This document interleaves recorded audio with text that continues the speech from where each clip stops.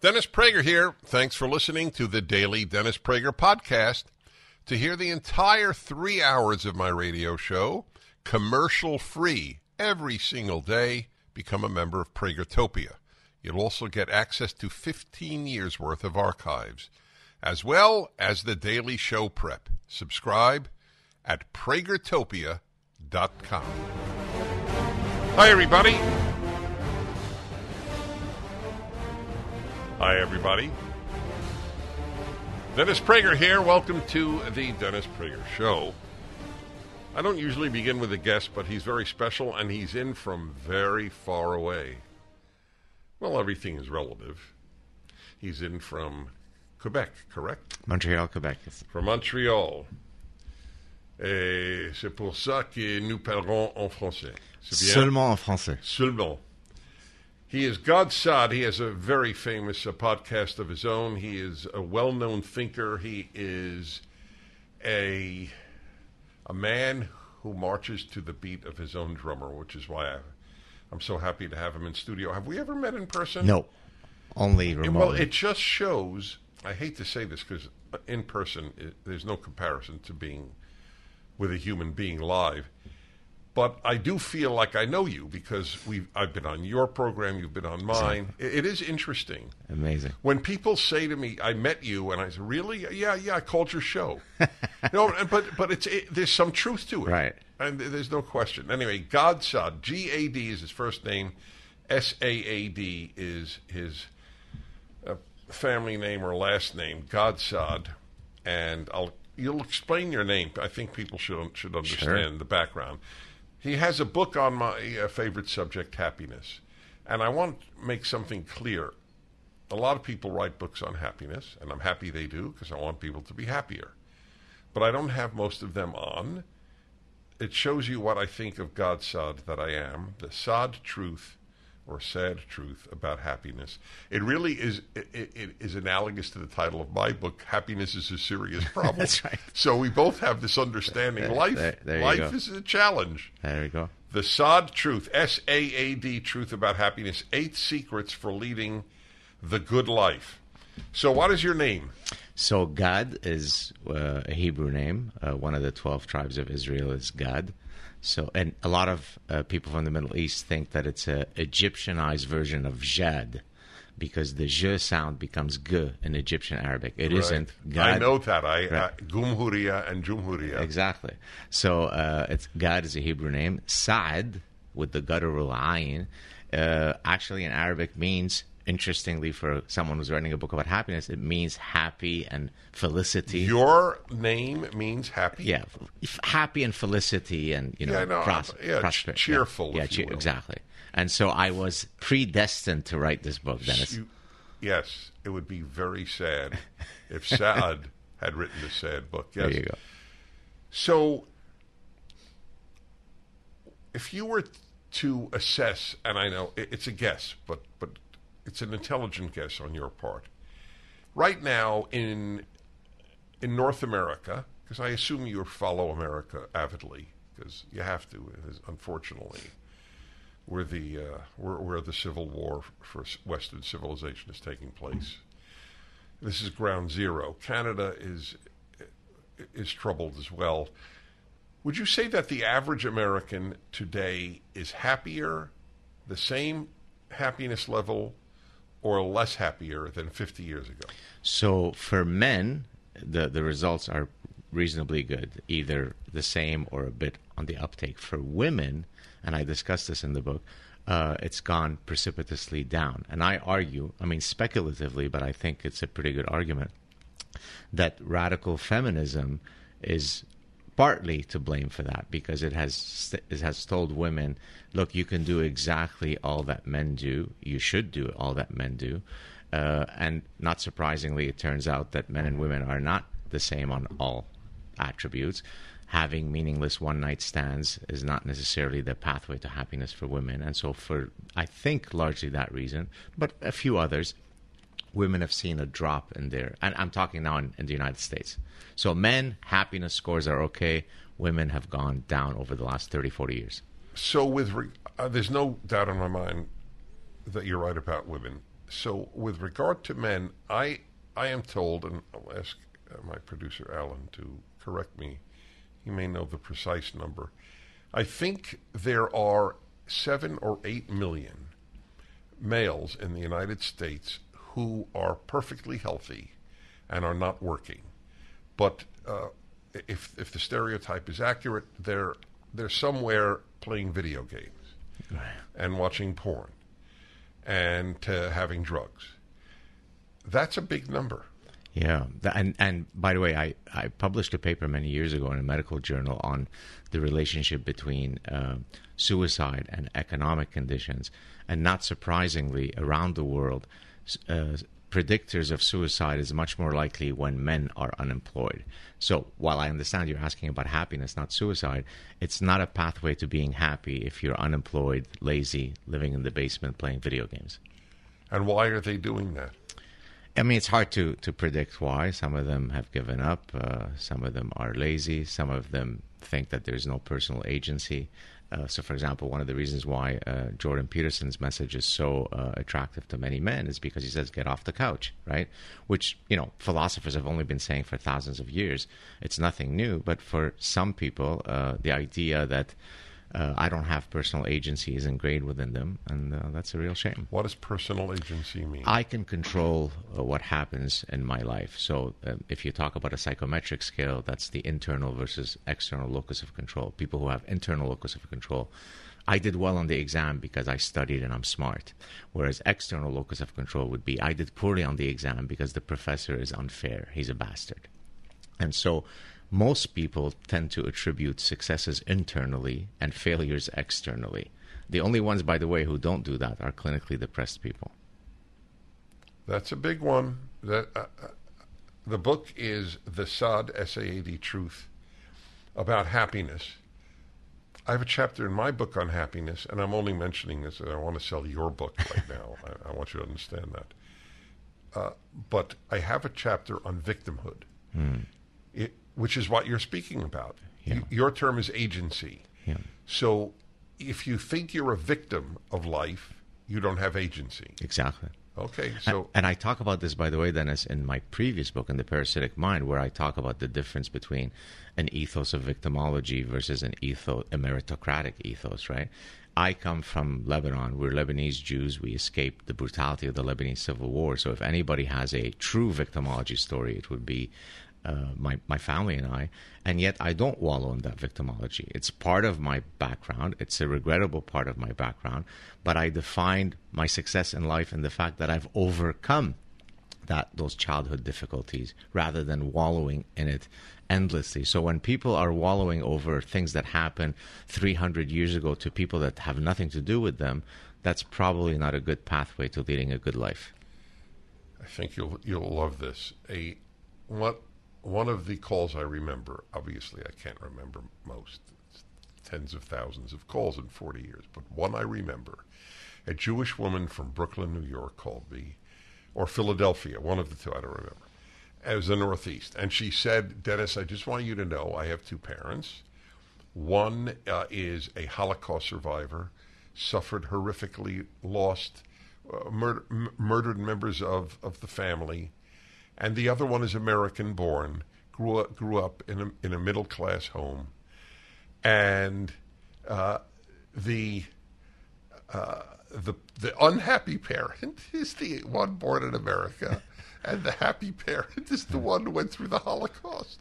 How do you explain that? So Seneca, the famous Stoic, has a wonderful quote which I use as an epigraph of one of my chapters, where he says that strong trees that have deep roots are precisely those that have been exposed to wind stressors. The trees that have not been exposed to any wind stressors become very brittle.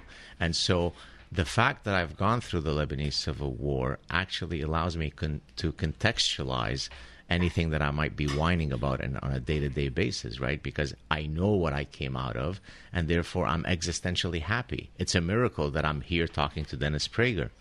And so, paradoxically, going through some of the harrowing things like the Holocaust or like I went through the Lebanese Civil War doesn't cause me to be sad. It makes me actually incredibly happy. So I'm going to ask you a question I have posed.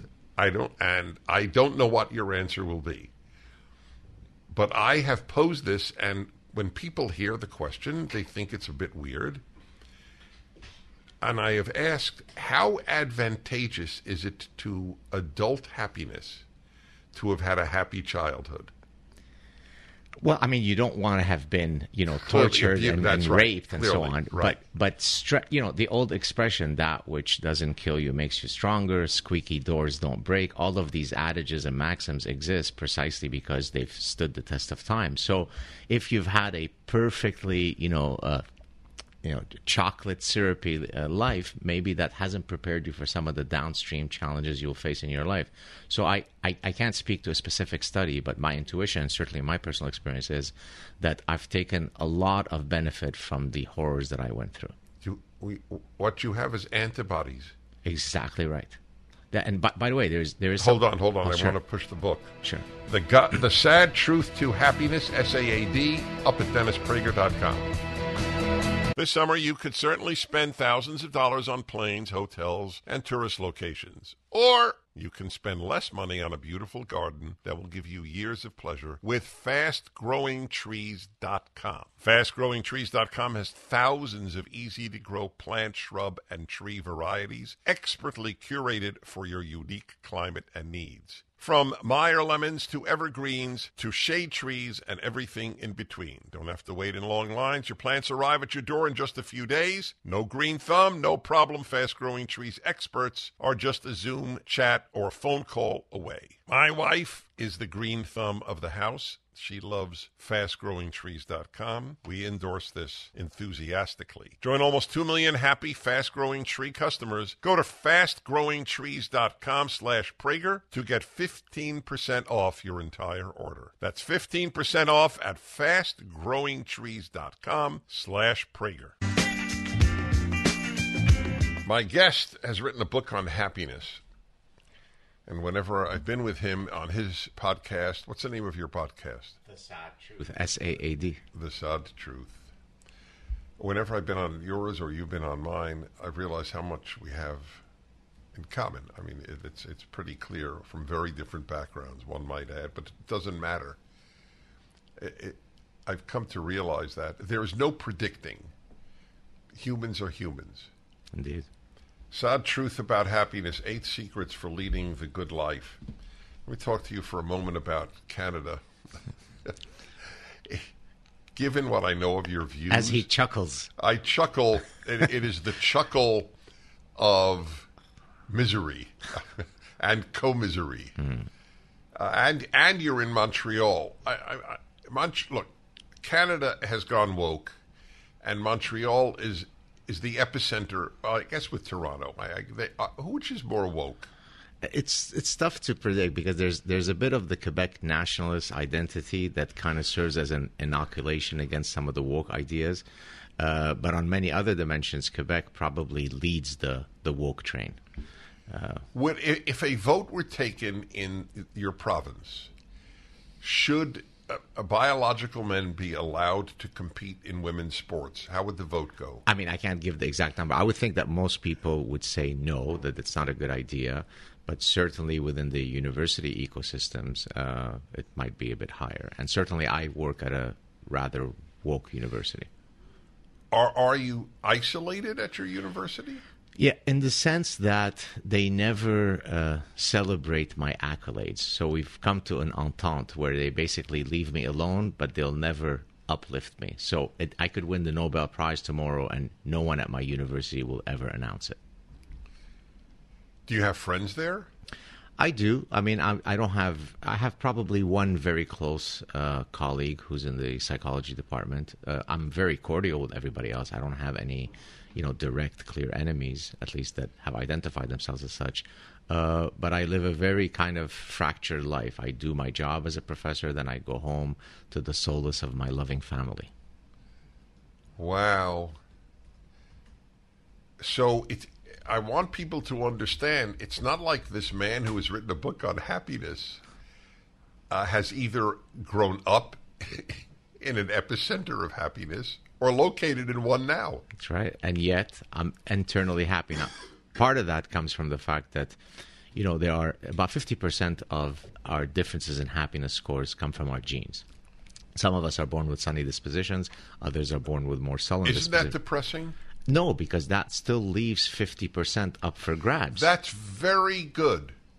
You've helped me with that. Well, I'm glad. Thank you, No, sir. no, my listeners know I don't say these things to make a guest feel good. That's a very good way of looking at Exactly. it. I looked at it as the glass half empty. Precisely. So if 50% is your genes, my dear listener, that means 50% is you. Exactly. Very so interesting. the types of choices you make. Does anybody have a 50% happy gene and end up unhappy? Of course, because they make poor choices because they have bad so it's mindsets. not fully determinative. Exactly right. Almost nothing that involves human phenomena is fully determinative. Is it true that victims of, let's say, drunk drivers who are paralyzed and end up in a wheelchair, that over a certain period of time, these people tend to end up as happy as they were before their tragedy? And I'll tell you exactly a story that speaks to that. I discussed it in the last chapter. So probably my most incredible guest on my show, which is saying a lot because I've had many great guests, including yourself, is a gentleman named David McCallum, who spent 29 years in prison for a murder that he was eventually exonerated from. OMG. And now I'm sitting with him, chatting with him, and he's so gracious. He's so lacking in 29 years? 29 years. So I looked at him and I said, David, how is it, you're basically the reincarnation of Buddha. How is it that you're so calm and put together? And he answered to your question, well, I have a sister who's been bedridden with cerebral palsy for much of her life, and yet she still finds a way to be happy. So really, my situation wasn't that bad. So someone who's had nearly 30 years stolen of his life can still find a way to be lacking in vindictiveness and vengefulness. It's incredible. That's a powerful guest to have had on. Yeah. Well, that's why I always tell people, I mean, we're really kindred spirits, you and I, because this has been a major theme in my life, the happiness theme. A lot of unhappy people think when they meet a happy person or a person who is acting happy, that person had it easier than they did. Right. Big mistake. Indeed. Look at Viktor Frankl with some of his uplifting messages. I mean, what can you go through in terms of more hardships than going through the concentration camps? Or to go back to our earlier point, going through the Lebanese civil war.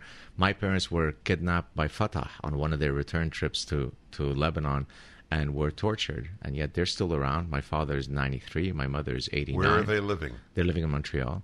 I mean, I can't say that they are, from a minute to minute, effusively happy, but I think existentially they're filled with gratitude, and they've gone through some real horrors, as we all did in my family. So, it really is a mindset. It's the type of mindsets that you adopt that either move you up that continuum or down. How old were you when the Lebanese war started? I was 10. War? 10. So I'm curious, did you ever think you might die? Every second of every day. So I want people to understand, a man who wrote a book on happiness, at 10 he thought he would die every day. Indeed. As a matter of fact, I would go out to play outside because the need to play is so important.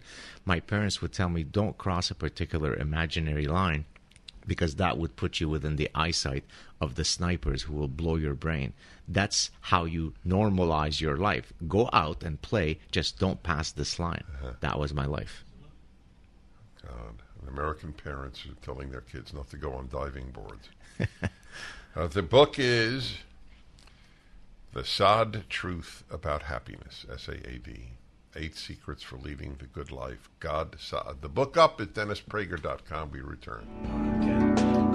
On MyPillow's 20-year anniversary with over 80 million MyPillows sold, Mike Lindell at MyPillow wants to thank each and every one of you by giving you the lowest price in history on their MyPillows. You'll receive a queen-size MyPillow for $19.98. Regular price is $69.98 and just $10 more for a king size. You'll receive deep discounts on all MyPillow products, such as bed sheets, mattress toppers, pet beds, mattresses, My Slippers, and so much more. This is the time to try out some of their other amazing products you had your eyes on. Go to MyPillow.com and click on the radio/podcast square and use promo code Prager to receive this amazing offer on the queen-size MyPillow for $19.98 or call 800-761-6302. This offer comes with a 10-year warranty and a 60-day money-back guarantee. It's time to start getting the quality sleep you deserve. So go to MyPillow.com and use the promo code Prager or call 800-761-6302 today. Saad, G-A-D, first name, S-A-A-D, last name, professor of marketing at Concordia University in Montreal. His new book is The Saad Truth About Happiness. 8 Secrets for Leading the Good Life. By the way, he is the presenter of this week's Prager University video. What is it? The Story of the Lost Ring? What is it exactly? It is riveting, and it is a true story.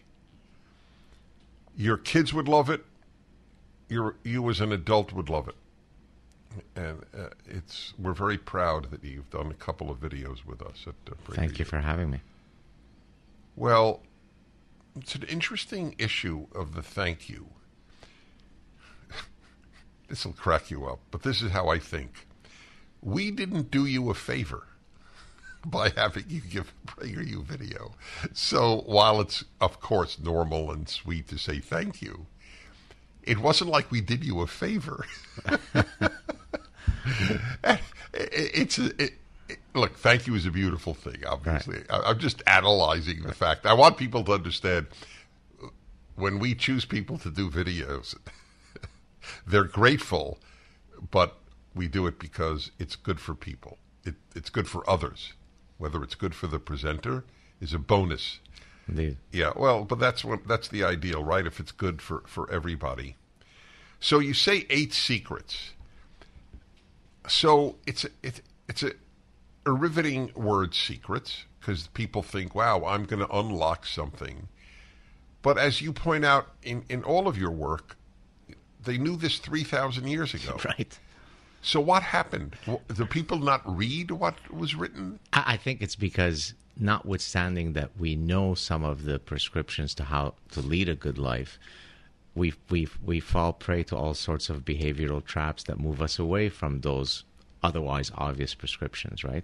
And so probably the number one topic, as you pointed to, that has been most written about by philosophers is how to live a good life. And that's why my book is really a combination of personal stories, personal anecdotes, ancient wisdoms. Here comes Epictetus, here comes Seneca, here comes Aristotle, and then backed up by contemporary science. Put that all together, and hopefully you have a riveting read. You do have a riveting read. So here's another interesting question. I wonder if you've reflected on this. I suspect you have, but I don't know. So people often will say to me, "Oh, thank you. You've changed my life. You've touched my life," and this has nothing to do with humility. I say to them, "You must understand. You get half the credit." Right. So what I mean by that is they heard an idea and they said, "Oh, well, I'm going to embrace that in my life." So you write this book. Say 100 people are forced to read it, okay, or bribed. We'll give you $1,000 if you read this book. Okay. How many of them will be changed? How many not? There's no answer to that. I know that. But some will and some won't. Sure. What makes that determination? If they actually stay disciplined in implementing those prescriptions. So let's take, for example, my recent weight loss journey. I was much, much heavier. I had been very thin as a young soccer player. Then over the years, I put on a lot of weight. And then I decided one day during COVID that I was going to nip this in the bud. What was the secret to? Well, it's really not much of a secret. It takes just incredible, assiduous discipline. Every single day, I would walk or exercise 15 to 20,000 steps a day, and I would eat 15 to 1,700 calories a day every day. So every minute of every day, there's a bifurcation. I can do the right decision or I can make the wrong decision. Make the right decision enough days in a row, and suddenly you get on the scale and you're 86 pounds lighter. So what determines whether someone will get benefit from this book or not is whether they internalize some of the messages and say, yeah, I can do this, I can implement this. Those who will be happier. Those who won't will probably be less happy. That's right. That's why my answer is right. They get half the credit. Exactly. If they're touched by Exactly. something. So my theory, so I'd love to get your reaction, is the mother of happiness is gratitude. Yes. You agree? I do.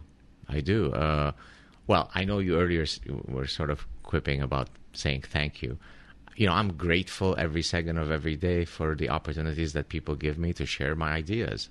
I'm steeped in gratitude. I'm grateful to the cosmos for having gotten me out of the Middle East.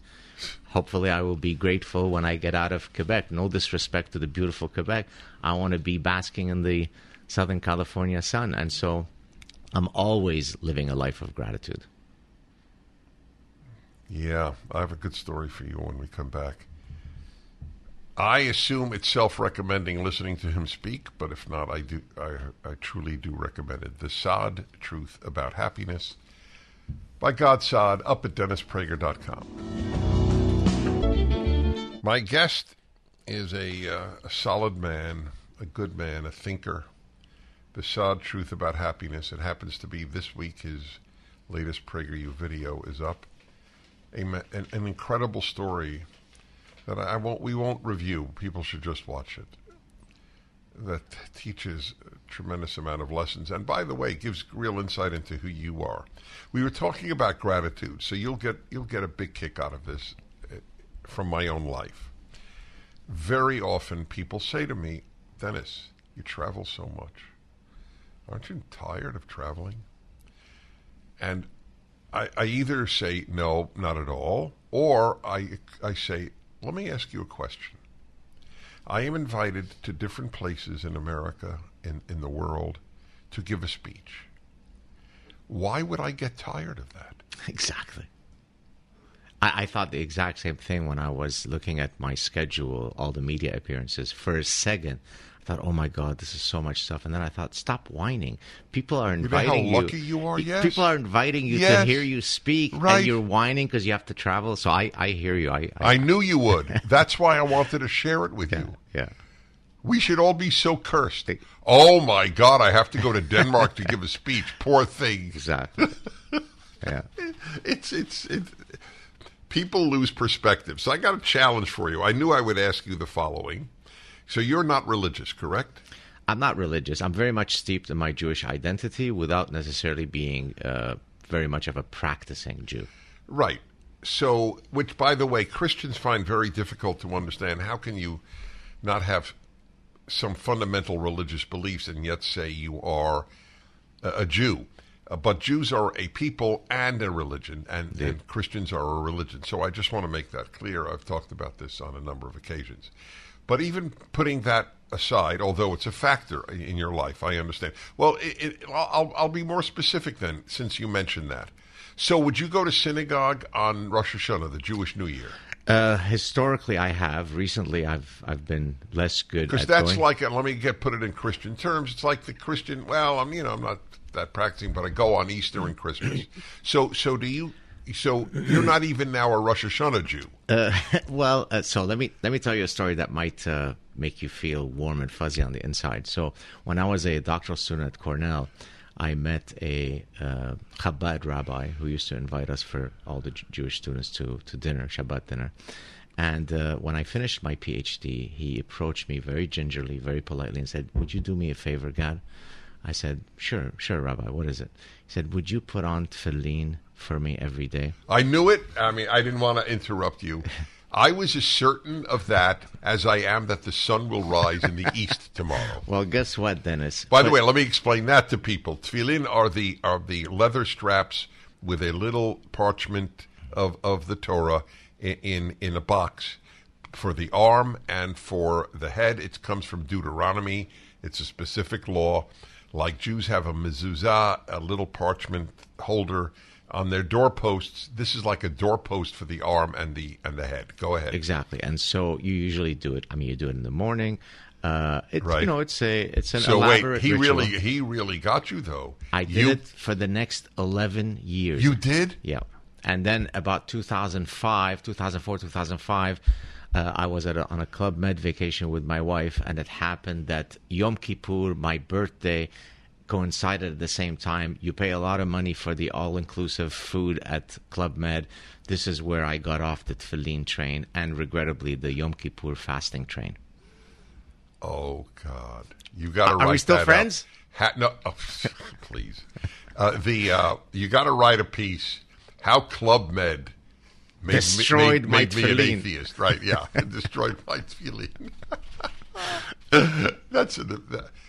I am proud of you that you. Thank you, sir. 11 years. See, this is a case where I look at the glass half full. Right, there you go. That is impressive. Did you ever have contact with that rabbi? I have, very rarely, but on one or two occasions since when he's come through Montreal, we've connected, but not nearly as much as I would like to. By the way, folks, one lesson to be learned from this that has nothing to do with religion.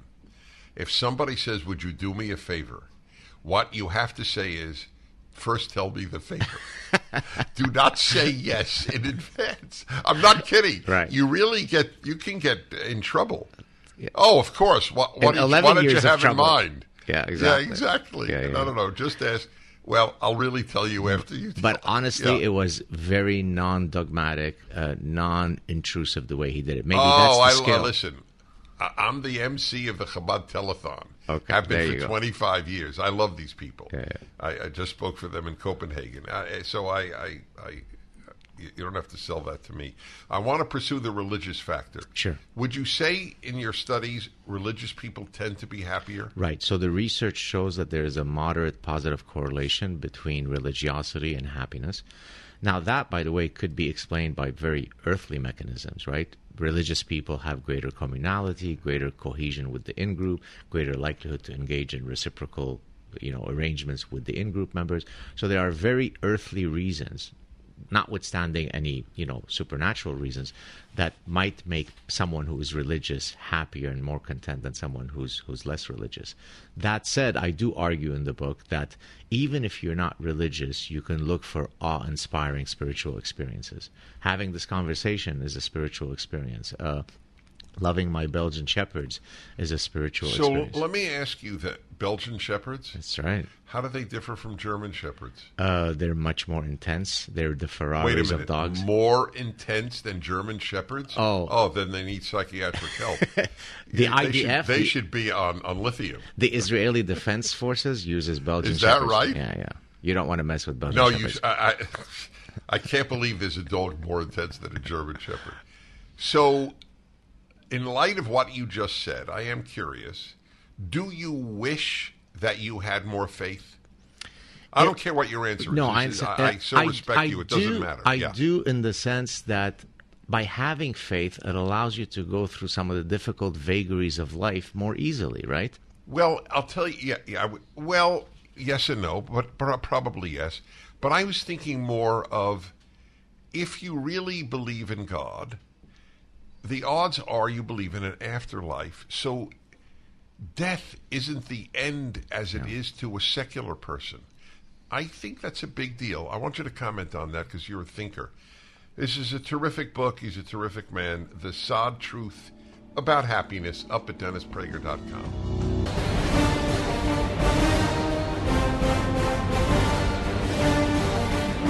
Hi, everybody. I'm Dennis Prager. Good to be with you. I am looking at a protest in New Hampshire where the Board of Education has, or the state has, said that the school teachers there can use PragerU videos. They haven't said that yet. No? So what are they protesting? They're having a meeting. They're having a meeting to determine. Oh, okay, I get it. Thank you. So Florida has said teachers are allowed to use PragerU videos as supplements to education. We have vast numbers of videos out. They're about as wholesome as you can get, especially the ones for children. And that bothers the left. Wholesome is, in their eyes, evil. It doesn't crap on America. It doesn't make kids frightened about global warming. It builds gratitude and hope. And the left loathes both. You should teach kids that their future is likely mass death. I spoke about this yesterday. How this is what they are taught. This is what your kids are taught. You know my riddle? I have a riddle. I've made up a few riddles. Here's one of them. What do you call a religious person who says the world is coming to an end? A fanatic. What do you call a secular person who says the world is coming to an end? An environmentalist. That's it. That's the only difference. Environmentalism is a secular religion. It's a sick one, truly sick. Produces anti-scientific thought, just as the worship of the CDC, NIH, and so-called, what is the word that they use? Not a scientific consensus. Yes, you get that? So the left doesn't believe in science. They believe in scientists that they agree with. That's it. Let's be honest. When scientists differ with the left, they're engaged in misinformation. What is the latest one you just told me about ivermectin? Yeah. Can I see that? Where it's on, you put it? It's on IM. But I put it on your IM. You did? Let's see. Yeah. Wow. This is about as amazing a piece of news. Doctors can prescribe ivermectin for COVID-19. FDA. Oh my God. There were doctors who were threatened with loss of license to practice medicine if they prescribed. There were drugstores that would not give you ivermectin. By the way, I took ivermectin for about half a year during COVID. Just want you to know. It's one of the safest, according to the World Health Organization, one of the safest medicines on earth. I can't believe this. The FDA has actually said this. Doctors are free to prescribe ivermectin to treat COVID-19, a lawyer representing the U.S. Food and Drug Administration said this week. Wait, so this is if this is accurate, it's from the Epoch Times, which is accurate.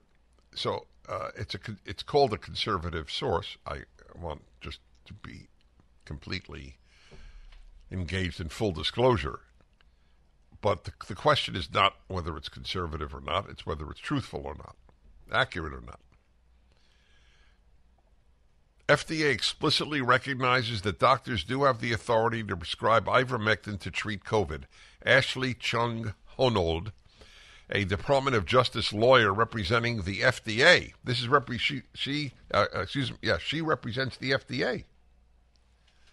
Said during August 8th oral arguments in the U.S. Court of Appeals for the 5th Circuit.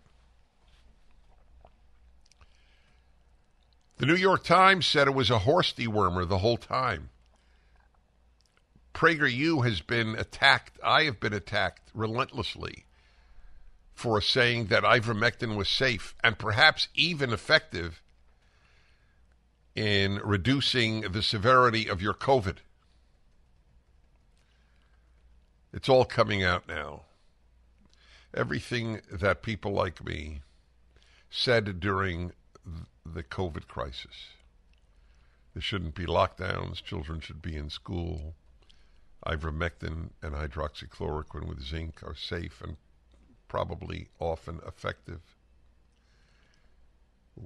I was right on every aspect of it. Remember what I said about restaurants? I can't sit in a restaurant, but I can take my mask off on an airplane and eat. I'm a few inches from the person next to me. That's okay, and in a sealed container. But I can't eat in a restaurant. You're going to close down restaurants? A dear friend of mine had a gourmet pizza place here in L.A. He went out of business. He now lives on the East Coast. They shut him down for no reason, for no good reason. Well, there was reason. Because the hysteria is the oxygen of the left, and because they have an erotic attraction to control over human beings.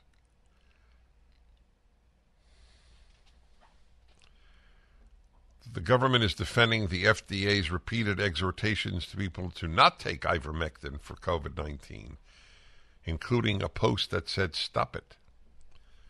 The case was brought by 3 doctors who allege the FDA unlawfully interfered with their practice of medicine with the statements. A federal judge dismissed the case in 2022. It's now on appeal. The fundamental issue in this case is straightforward. This is Jared Kelson representing the doctors, said to the appeals court. The fundamental issue in this case is straightforward. After the FDA approves the human drug for sale, does it then have the authority to interfere with how that drug is used within the doctor-patient relationship? The answer is no. The FDA, listen to this is really sick. The FDA on August 21st, 2021, that was the height of the hysteria, wrote on Twitter, "You are not a horse. You are not a cow. Seriously, y'all, stop it." The post linked to an FDA page that said people should not use ivermectin to prevent or treat COVID-19. That's really something. They have a video with Robert Kennedy Jr., ivermectin, the real story. Well, anyway, that's the latest news. I'm not surprised. And yet people will continue to listen to the FDA, the CDC, the NIH. What was the nickname that they gave to what's the great Rochester, Minnesota medical hospital? Yeah. Mayo, yeah. Well, and they gave it a nickname. I gotta remember that. I report so many stories. I knew the Mayo Clinic had started to lose credibility when I checked its page on "Are cigars safer than cigarettes?" And they said they're as dangerous as cigarettes. That's a lie. I think the Mayo Clinic, it's an interesting question. Can they sue me for saying they lied? But they wouldn't, because they know they lied. Question is, can I sue them for lying? I don't know. I'm certainly not intending to, because it takes a lot of time and money to engage in a lawsuit. But it's a lie. So if you lie for social reasons or non-medical reasons, and you're a medical association or institution, when will you not lie? Yeah, I should write a piece titled, "First They Came for Cigars." We return in a moment. I'm Dennis Prager. So that ivermectin news, Mr. Estrin, the question is, will it be reported in the mainstream media? Very good question. That's exactly right. Here's a piece. Oh my God. This is amazing. How stupid. Here's a piece from the Wall Street Journal that I wanted to bring to your attention. Divorce parties are a new hot invite. It sort of ended up as a really fun funeral, with society widely accepting of broken marriages. Many newly uncoupled people feel emboldened to throw themselves bashes. After Brandy Stellers finalized her divorce, she invited close friends to a soiree in May. She mixed signature cocktails, hung a Bye Felicia, B-Y-E, banner, and handed out fake rose petals to toss in the air. What does that mean, Bye Felicia? It's a quote from a show called Martin. Oh. Felicia from a movie called Friday. Boy, he's trying to get rid of something from a movie called Friday. All right. Party decorations included a photo of a pair of penguins torn down the middle. I ripped the penguins in half because penguins are monogamous birds who are supposed to mate for life, she says. Well, I'm not your penguin anymore. The newly uncoupled are throwing themselves blowout bashes to mark their liberation from unhappy marriages, almost like reverse bachelorette parties. This woman, Brandy, was it Brandy? Was that her name? Yeah, Brandy Stellers, who works at a cloud computing company in Columbus, Ohio, said, I wanted to celebrate not a divorce, but a new chapter with people whom I love, who want the best for me. Huh. It's really something. Nicole Sodoma, a divorce lawyer, who wrote the book, Please Don't Say You're Sorry, about the topic. That's quite a title, isn't it? Divorce used to be something to be ashamed of due to societal pressures and stereotypes. But today people have really decided to nip that societal shame and instead embrace being divorced as another stage of life that some of us experience. On Etsy and Amazon, brands sell Splitsville swag, including End of an Error sashes, Thank You Next rose gold foil balloons, and I do, I did, I'm done T-shirts. On Pinterest, the online platform for sharing creative ideas, search trends show that people are gaining a new perspective of divorce. Pinterest searches for divorce party games surged 80%, and searches for divorce cakes rose 50%. Huh. Okay, so I've been divorced. It had to happen, in my belief. But the thought of throwing a party, divorce may be necessary, but it's a tragedy. You know what I think this is about? This is about the inability of so many people to face reality. Hello, divorce is a tragedy. It may well be necessary, and I believe that it is sometimes necessary.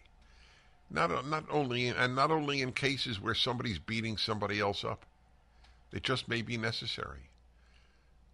I don't believe that God wants divorce to be a punishment, which is what a bad marriage is. I know many of you differ with that. That's fine. That's fine. It's interesting to me that sometimes people can just say, okay, we differ on that, but we agree on almost everything.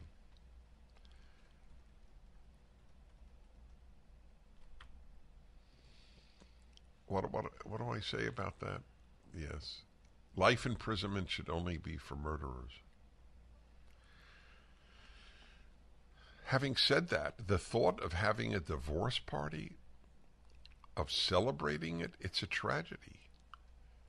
You're denying it's tragic. You didn't marry with the intention of not staying together for life. You married with the intention, whether it was in your marital vow or not. In my religion, it's not in the marital vow. But that's the intention. Nobody marries thinking, well, this is a 15-year hitch. I'm signing up for 15 years.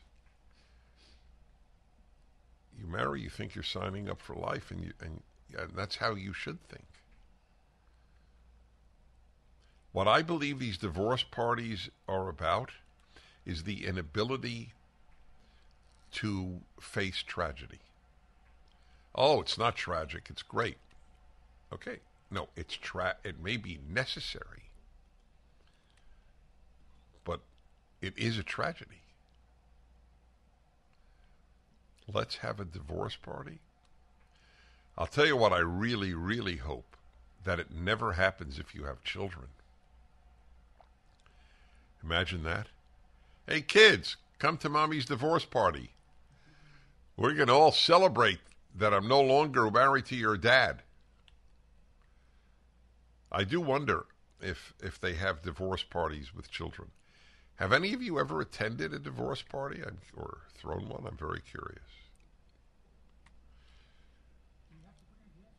Do you have to bring a gift? The Triple G asks. You think too much about money. It's something you have to work on. He would go, but if you have to bring a gift, he's not going. 1-8-PRAGER-776. Back in a moment.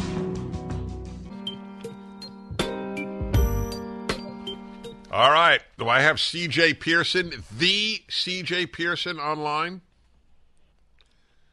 Hey, Dennis. How's it going? Actually excellent, C.J. C.J. Pearson is, of course, a PragerU personality. He's host of the PragerU Weekly News Wrap. C.J. is one of our great young talents that we have. And, hey, C.J., I am curious, because whenever I see you, you're in a somewhat cheerful mood. Would you say you're a happy guy? I'm a pretty happy guy, Dennis. I like to think so. Were you always? Some days are easier than the others, but, as you often say, I think that we have an obligation to be happy, if not for ourselves, but for those around us. And, I try to govern myself accordingly day to day. You made my day. I'm not kidding. That idea has affected you really means a lot to me. Definitely. Yeah, well, I'm glad to hear that. How do you enjoy working at PragerU?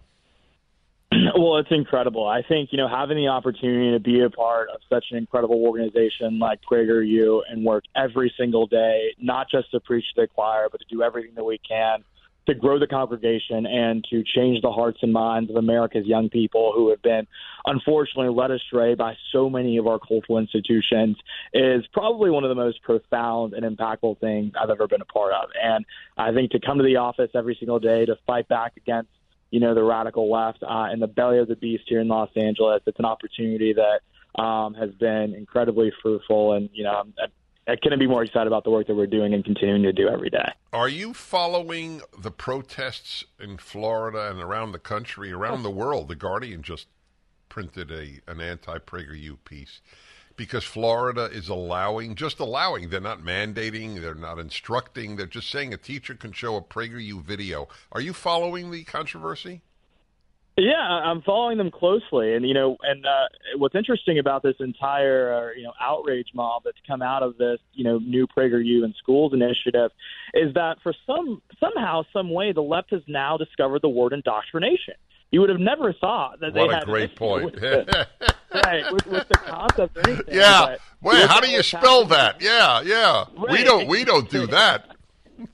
Exactly that. And now, you look at New Hampshire and the protests that are happening there today as New Hampshire decides, is interested in partnering with us on financial literacy. You have signs outside where they're saying education, not indoctrination. And it's like, wow, you guys all of a sudden are so infatuated with this issue of indoctrination, but still they're missing the mark because financial literacy is not indoctrination. And the fact that they think that, giving young people skills to be financially, well off and financially free is something that's bad or negative tells you a lot about their motivations in terms of keeping young people in shackles and preventing them from being free and independent people. We should send you to New Hampshire. We should. No, I'm not kidding. I think it would be fascinating for them to hear a young person who's with PragerU. One of the charges is we minimize slavery and racism. Yeah. Where did they get minimize either? Where did they get that from? What do you think, CJ? Do you think they believe that we don't think slavery was that bad? I don't think they think at all. Is probably the core of the issue here. And I think also too, it was rather interesting when I saw them describe us as a white supremacist organization. When I don't know about you, Dennis, but I'm pretty sure white supremacists probably view me and you pretty similarly. And for those of you, the folks who are listening who can't tell, I'm a young black conservative. Those people are not the biggest fans of me either, and so it was news to me. Right? It's a good point. I'm a Jew and you're a black, and it's a white supremacist organization. It's crazy. My God, what a good point. We'll be back in a moment. I just want you folks to know that August is fundraising month for PragerU, and whatever you give will be doubled. It's a matching grant. PragerU.com. Just this week.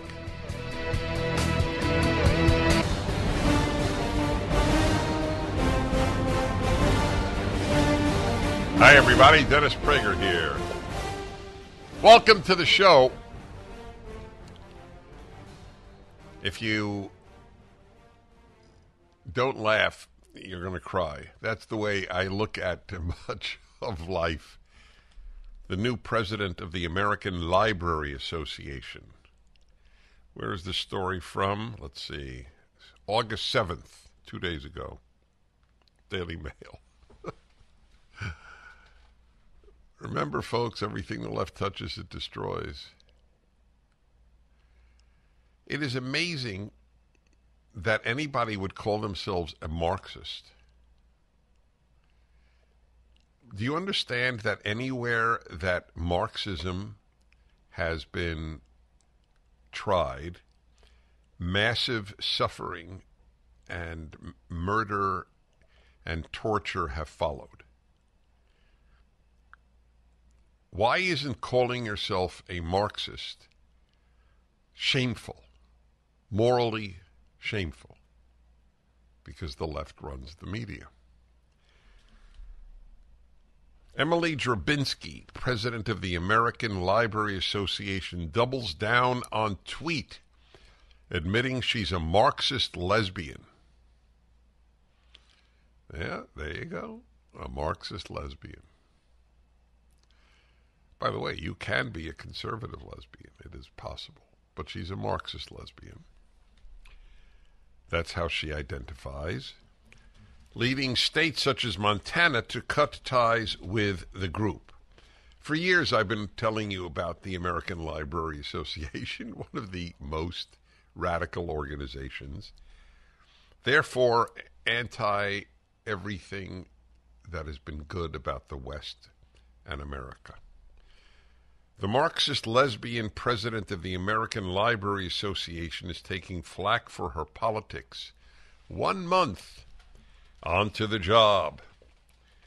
Emily Drabinski, 48, said she will not hide her personal politics during her tenure and hopes to make marginalized communities feel represented in local libraries. Marginalized communities. I love that. That's one of their marginalized. Is there anybody other than a leftist who uses the term marginalized? Maybe. On many occasions, I have said that Sean was marginalized. In fact, when I interviewed him for his job, 206 years ago, I said to him, how would you describe yourself, Mr. McConnell? At that time, I called him Mr. McConnell. And he said, Mr. Prager, I would say that I've been marginalized. Oh, you said you were marginalized because you like butter? All these years I had that wrong? It is sad. We just had Sad on. I'm really going crazy here. Marginalized, sad. Whew, brain is an overdrive. Well, I remember it as marginalized, and then I think you're trying to rewrite history here with the margarine, because I even said, and how are you marginalized, Mr. McConnell?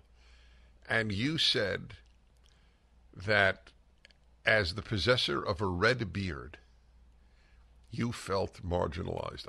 I remember it like yesterday. And so we had to hire a marginalized citizen, and you were it. This comment by the head of the American Library Association, that she wants to make marginalized communities feel represented in local libraries. How many Americans do you think even once a year say, my community is marginalized at local libraries? How many Americans do you believe say that? Oh, God. It doesn't seem to be high on the list of even chronic complainers. Oh, my God. In April 22, she said, I just cannot believe that a Marxist lesbian who believes that collective power is possible to build, and can be wielded for a better world is the president-elect of ALA, American Library Association. Wow. I can believe it. It's funny. She couldn't believe it. I can. That's exactly who the ALA would want. You know how many of the drag queen story hours are taking place at libraries? By the way, this is another example of the utterly disproportionate ill effect that women are having in many cases. Just as men disproportionately rape and murder, women are disproportionately bringing toxic ideas into mainstream American life. Unless you believe women can do no harm, then you have to be honest. Your local librarian is unlikely to be a male. Yeah, she just cannot believe that a Marxist lesbian who believes that collective power is possible to build. What does that mean even? Collective power is possible to build. Do you understand that?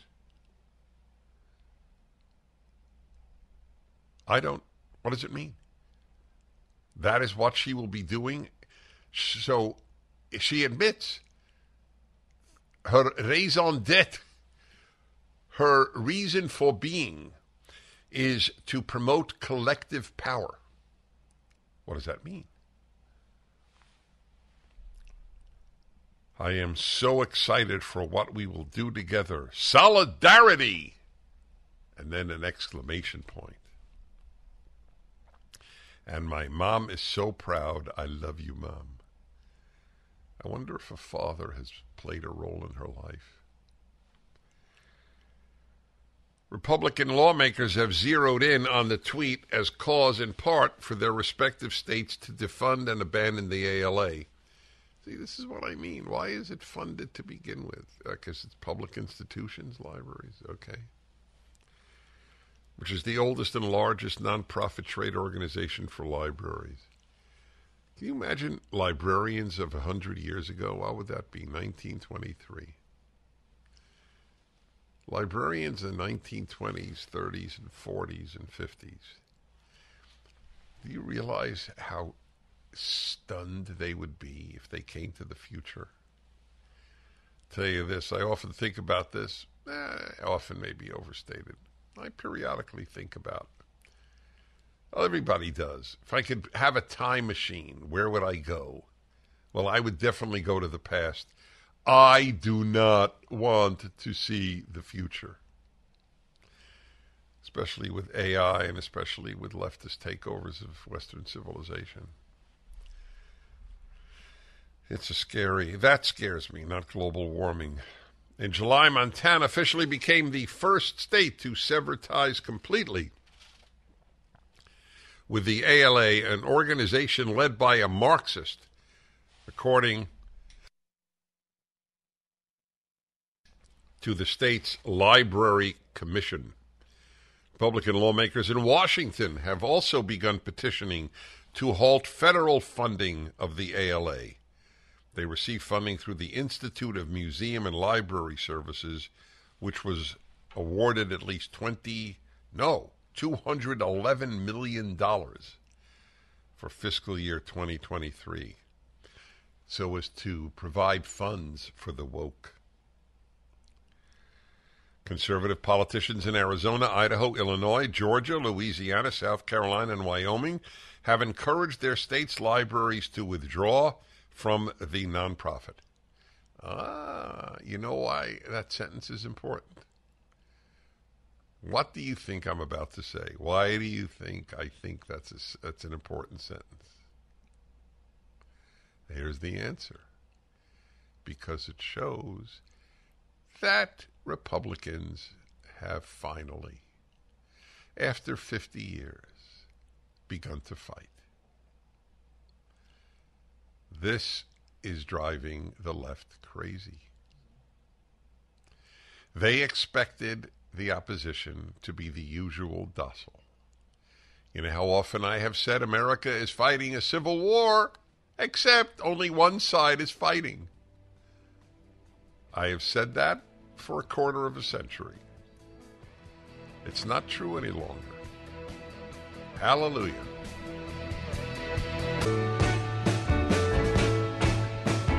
So the head of the American Library Association has tweeted, or X'd, is that the new term? She has X'd. I have to say, I have great admiration for our new owner, but his decision to rename to Twitter X is not one of Elon Musk's most wise choices. Listen to what she said last year. This is Emily Drabinski. So many of us find ourselves at the ends of our worlds. The consequences of decades of unchecked climate change, class war, white supremacy, and imperialism have led us here. That's it. This is a true Marxist. And let me tell you something.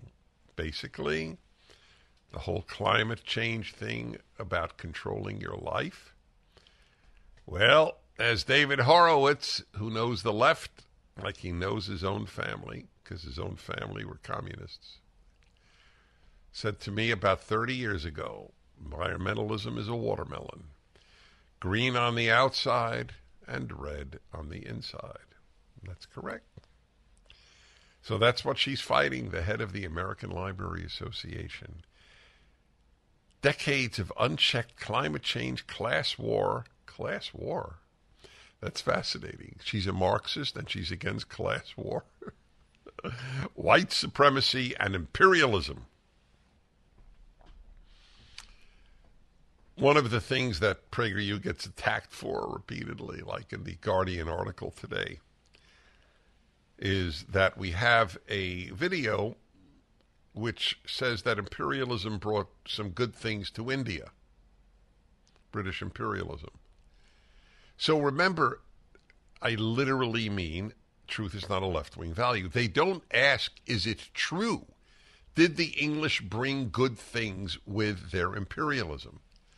They just show it as an evil that PragerU would say something good about British imperialism in India. The fact that they united all Indians with English, the fact that they introduced courts, the court system that India has, the fact that they abolished sati, the burning of widows when their husbands were cremated. None of that matters because they don't think morally on the left. They don't divide between right and wrong. They divide between black and white. The British were white. Between strong and weak, the British were strong. But not between right and wrong. To say that they don't have a nuanced view of history is like saying that, what is an analogy to a truism? The earth is not flat.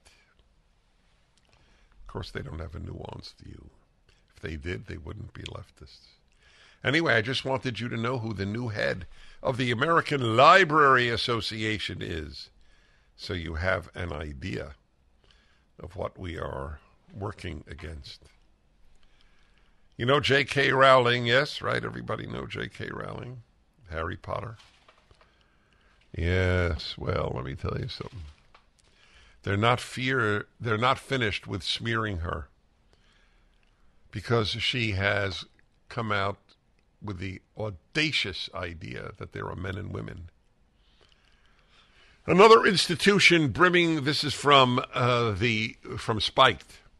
Another institution is trying to airbrush J.K. Rowling's name out of history. Was she the best-selling and richest author of our time? This time it's the turn of the Museum of Pop Culture, MPOP, in Seattle, Washington, which has removed the world-famous author's name from its Harry Potter exhibition. Isn't that something? You should be scared of the left. You really, really, you should not be much more scared of the left than of global warming. The likelihood that global warming will ruin your life compared to the left will ruin your life is 0 to 100. Isn't that amazing? The censorship that they're proud of. They have a Harry Potter exhibit at the MPOP, at the Museum of Popular Culture in Seattle, and they don't have the author's name? Last week, the museum announced that while it will continue to display memorabilia from the Harry Potter books and films, it wants no association with their supposedly problematic creator. Explaining the decision in a 1,400-word blog, God, I have to read that, the museum's exhibitions project manager, Chris Moore, brands Rowling, quote, a cold, heartless, joy-sucking entity. I like that one. Sean, who do you think I thought of immediately when I read cold, heartless, joy-sucking entity?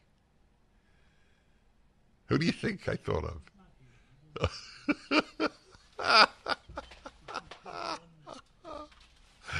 I'm not sure I could tell you his response.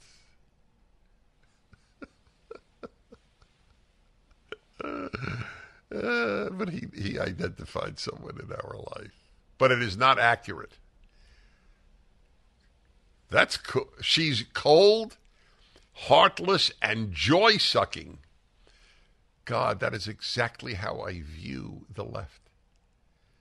It's eerie, isn't it eerie? They are cold, heartless, and joy-sucking. J.K. Rowling has given more joy to more people than Chris Moore will if he lives 100 more times in reincarnated form. Oh, my God. Well, we continue on the Dennis Prager Show.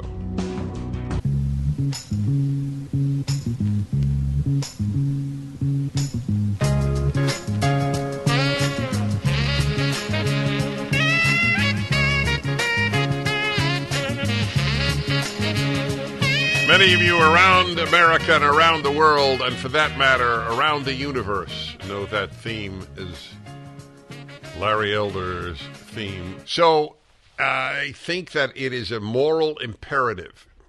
That's a strong term, my friends, to get Larry Elder on the debate stage for the Republican nomination for president. Larry Elder is one of the most eloquent voices in the country for conservative values generally, and he has no peer when it comes to any issue regarding race. He's an extraordinary man. I've known him now, I don't want to tell you how long. How long do I know you, Larry? I think it's about 35 years, Dennis. 35 years. Isn't that eerie? Yeah. Isn't that? Yeah. It's amazing. Larry Elder is a remarkable human being, folks. I don't want to embarrass him, so I won't continue with the accolades. I will just tell you the country needs to have his voice. I don't care who you want to be the Republican nominee. This is very important, what I'm about to say. We need his voice on the stage. I don't care who you want. Everybody can agree. If you're for Trump, if you're for DeSantis, if you're for Vivek Ramaswamy, it doesn't matter. And of course, many of you are for Larry. But it doesn't matter. We need his voice. And to get it, I didn't know this, Larry told me, all he needs, what is it, 40,000, Larry? 40,000 individual donors. Between now and August 21st, 2 days before the debate, and you can give as little as $1 by going to LarryElder.com. I mean, folks, that's about as easy a way to do good, really good for this country as I could think of. $1. It doesn't matter. You could give $1. I hope you give more, but $1 is fine. He simply needs 40,000 separate donors. And it doesn't matter how many states. Is that correct, Larry? That's right. I've got to have 200 from 20 different states. Yeah. Okay. Well, we'll meet that. That would be met. Folks, I consider it an insult, a personal insult, if I don't raise that number just with this appeal. It boggles my mind. That, Dennis, you'll resign from your position if you don't. Yes, that is correct, folks. That's right. Yes, give $1, yes. $1 Larry. You don't give $1. Make sure I'm up there. Yes. Yeah, that's right.